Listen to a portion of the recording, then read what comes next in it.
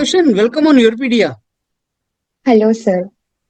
Okay, so Ocean, let me congratulate you for your selection in fully funded PhD program in Chilean University in Chile, and we'll be discussing more about that today.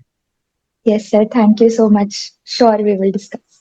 Okay, so Ocean, you are BSc in chemistry, and then you have done your masters from NIT, and then you were exploring opportunities for PhD. First, you got in South Korea, and then Chile University, and you preferred to go Chile University. And to be very very honest, first time I'm interacting with someone who got into Chile University. So this video, I'm very sure, is going to be very informative, not only for students but for me also as a mentor, because I'll get many inputs from you related to this university. So I start with your background. Ocean, please tell my all viewers, like, what is your academic background, which part of India you're from, and from where you've done undergrad and post graduation, which area, and then we proceed forward. Sure, sir. So, I am Oshin Sahare and I belong to a very small rural place in Maharashtra, which comes under Chandrapur district. So, I have pursued my Bachelor's of Science in Chemistry from Ferguson College, Pune. And then via JAM, I got selected to NIT Jamshedpur, where I pursued my MSc in Chemistry. My master's thesis was mainly focused on energy harvesting and energy storage, mainly focused on energy storage particularly. So I was always determined to pursue my PhD in the same field because that is very much close to my heart and aligns well with my research interests. After my education, I worked as a lecturer in a coaching for Hmm. NEET and JS parents. Okay. Simultaneously, I was applying abroad for my PhD studies, and now I got Mhm. selected in Chile.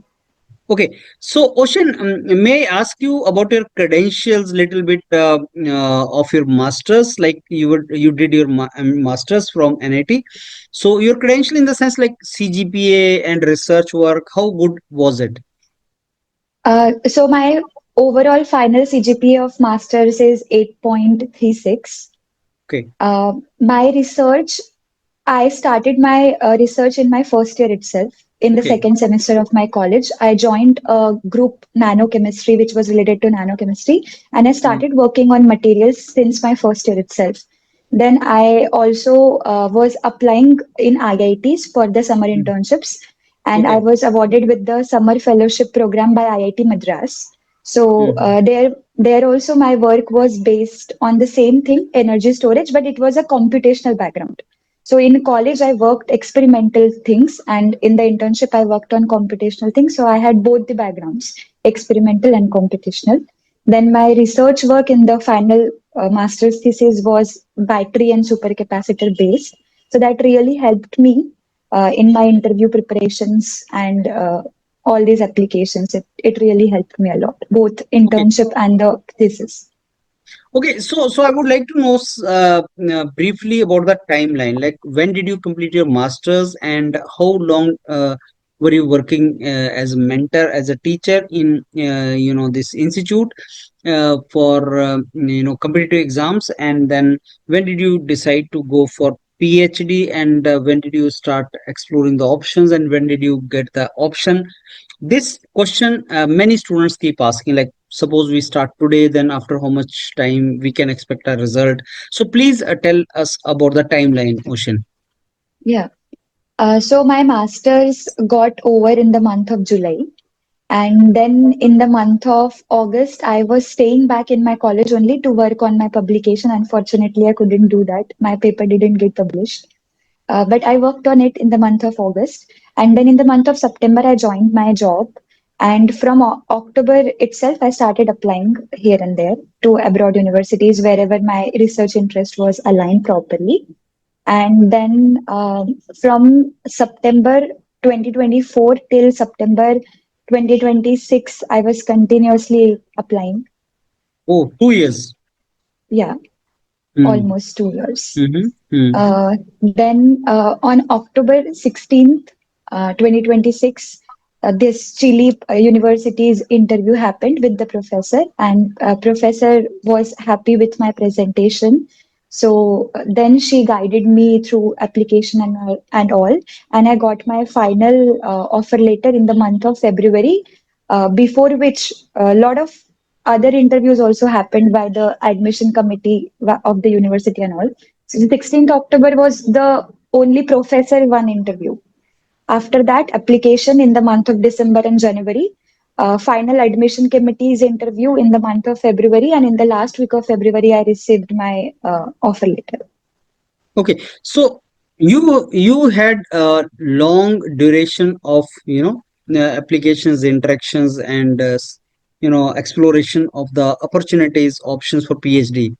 Anything you want to suggest to prospective candidates who want to go for PhD programs? Anything you want to tell them or advise them or guide them, like you should do like this to reduce this phase? Uh, I think main thing is we should start the process in the masters itself so that we make it really soon. Also, rather than being very strictly oriented to our field, we should be little flexible and open to other fields also, because we never know what interests us. Anything can. When we read research papers, we come to know, yeah, this field is also interesting, this is also interesting. So we should be little flexible and open for it. Also, I think more than the university ranking and all, what matters the most is the professor and the research interest. If the professor is good, the research field they are working on is aligned with you. If that's good, I think without having a second thought of the ranking and all, we should go for it because PhD is a long journey. So having that peace and the good working atmosphere also matters to complete it successfully. Okay. So Mm. yeah. Okay, Ocean. So you have done your masters from prestigious NIT, and you have very good CGPA also. That simply means that you could have got PhD in any of the prestigious IIT system or premium institute in India. So instead Yes. of that, you are preferring it from foreign universities. Any particular reason for that? The main reason is the facilities, which I feel are much better in other countries than in India.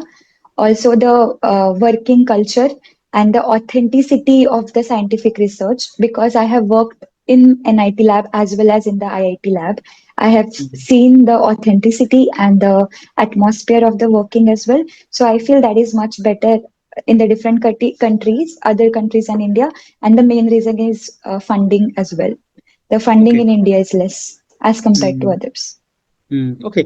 So, Ocean, what about Chile? I mean, very less information is available to candidates back home about South American countries and Yes. universities. So, I want you to tell my viewers about that. Yes, actually, many of my seniors also told that South American countries are very rarely explored for PhDs.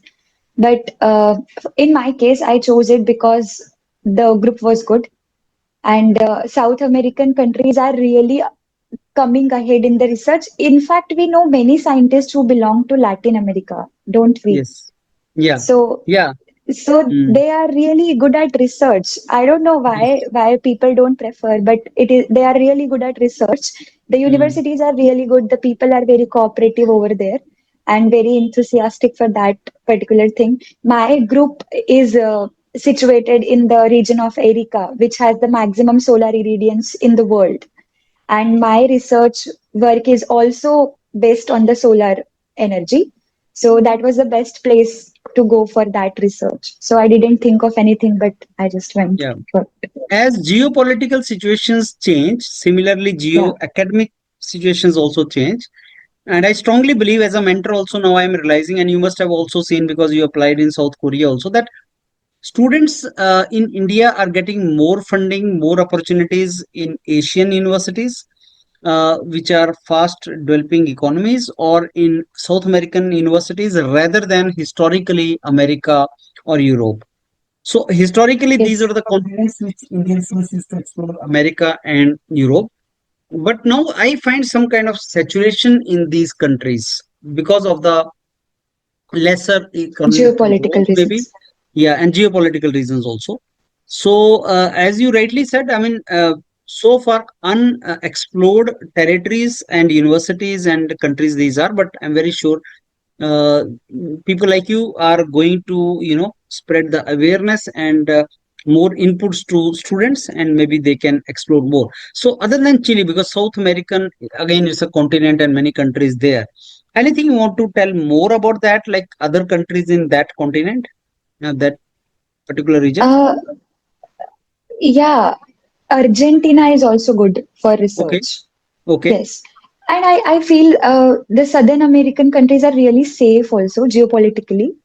Okay. Funding is also good. And Okay. yeah, I particularly know about these two only, Chile and Argentina. These So two are good how was countries. your interaction with professor of that university, and what is the name of the university?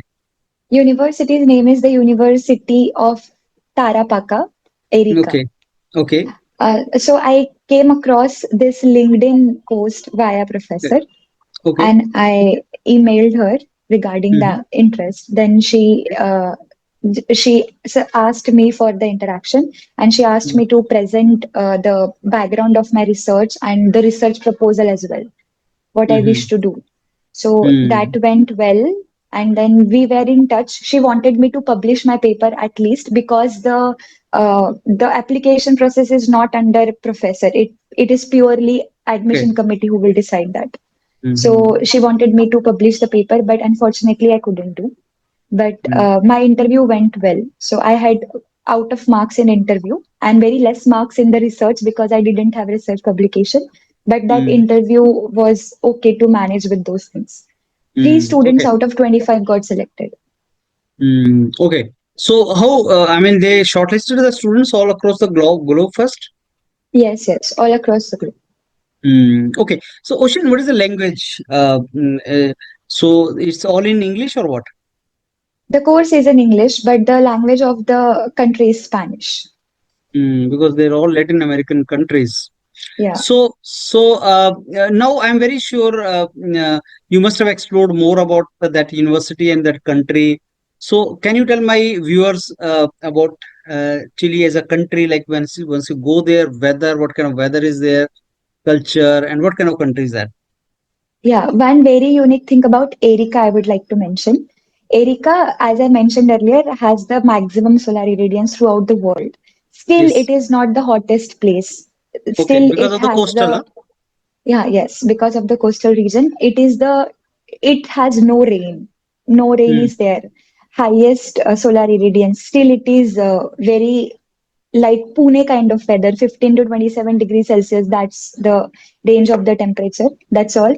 No, Hmm. no cold, nothing hot like that, and no rain also. Hmm. Coming to the southern part of the Chile, it is very pretty. It's like Santiago. Okay. Uh, Hmm. so there is a snow, there is a sunlight, flowers, mountain, sea, all together at the same place. So Hmm. Southern Hmm. Hmm. America is really beautiful, and the north side of Chile, sorry, southern Hmm. Chile, and the north side of Chile, Erica, has this unique features. No rain, but still Hmm. Hmm. cold. Hmm. So how big is the country? It's not very big, but the longest country in the Is world. across the length, right? Yeah. Hmm. Yes. So Not that very that's big population. all coastal, I suppose, right? Yes, yes. The end Hmm. of the world, we can say. Okay. So, Ocean, uh, what is the duration of your PhD? 4 years duration it is of. Hmm. And could you meet when are you going to start your PhD there? First week of April, most probably we would be there. Okay. And could you interact with some Indian students there? Yeah, we have one postdoc who is from India, and one of the PhD students is coming with me from India only. So both of Mm-hmm. us would be joining. Yeah, I Mm-hmm. interacted with them. Now, do you think that professors in these countries, foreign countries, they look forward to hire Indian students for their research groups? What is your perception on that? Yes, I feel like that because when we gave the interview for the university, there were many foreigners as well. But after we got the selection, when we had more interaction with the professors of the department. Many of them very clearly mentioned that the Indian students were very good at the proposal thing. They were very, Mhm. very good at proposing the research work, and they were very good with the basic knowledge of the subject as well. So, yes, I feel Indians are better at research. Okay. So I think that particular thing, students back home should basically, use, I must say, because they are good in mathematics because of the competitive exam. Now, Ocean, since you mentioned a couple of points, maybe I can elaborate more on that because you were associated yourself with competitive exam mentoring domain. So when we write these exams like JEE and all, they're one of the toughest exams. So our concepts get built in physics, mathematics, and all. Our entire education system is very competitive, actually. So we need Yes, to compete at every stage. There are exams, JAM exam, GATE exam, JEE exam, so many exams, right? And then students in India, they're technocrats, scientists are actually supposed to be a good brain in those things, hardworking people. we So naturally are, yes. yeah, and our expectation is not that high. Whenever my students go to some developed countries, they are the least party, animals. They don't party hard. They don't go there. So they work on in their labs, and so those kind of things actually make us very suitable for research oriented profiles. Yes. And that is the reason, and professors are quite aware. So of late, I've been interacting with a lot of professors and my students, and I realized that yes, uh, students from India, from these domains, especially STEM domains, science, technology, engineering, mathematics domains, they can do wonderful, in academics and research further. That can be done. Yeah. Okay, so Ocean, was IELTS also required for this? No, no, it wasn't required, but I had TOEFL score, but it was not Okay, required in Chile. okay, wonderful. So typically, what is the academic season in Chile? When it starts and once in a year or Yeah, twice in a year? general once in a year, generally, it will start in the month of March only. March or Okay. April, like that. Okay, wonderful. So see, more or less all the things we have already discussed. Ocean, anything which I must have missed in discussion and you want to tell the viewers or the students? Anything? No, sir, almost we You covered discussed everything, but everything. I would really like to suggest students to explore South American countries as well. They are academically good and geopolitically very safe right now, Yes. and funding wise too. Okay, wonderful, Ocean. So, with that, we come to an end of this wonderful session, and I must thank you for your time, Ocean. And I wish you all the very best for your academic journey, research journey ahead in Chile. And I'm very sure you are going to do wonderful there. And I'll again pop up and interact with you once you are there. Couple of months you have experience of that particular country and university. I'll again pop up and try to extract more information for students back home. Thank you. Thank you so much, sir. I also want to thank you for the wonderful email drafts and the team. They were always there to support. Sujit sir, Sanyam sir, they were always there to guide through everything. So I'm Yes. thankful to you all. Thank you. Thank you, Ocean.